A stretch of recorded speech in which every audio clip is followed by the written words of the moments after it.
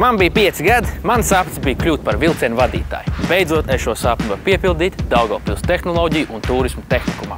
Neesmu jau arī nekāds parastais pilsētnieks. Man līdzi ir arī savi instrumenti. Tev šitos nevajadzēs. Tas ir Vitālijs, un tas ir digitālais vilciena simulators ar dažādu laikapstākļu režīmiem. Tas ir kvalifikācijas eksāmena simulators ar īstām pogām un stūri. Šis ir vilciena bremzēšanas simulators. Šajā simulatorā var vadīt dzelzceļa pārbrauktuvi vai arī vienkārši lūrēt uz cilvēkiem. Papildus visam ir 7D kino, kur tiek simulēts vējš, dūmi, kratīšanās un pat ūdens. Gribi izmēģināt? Uzliec!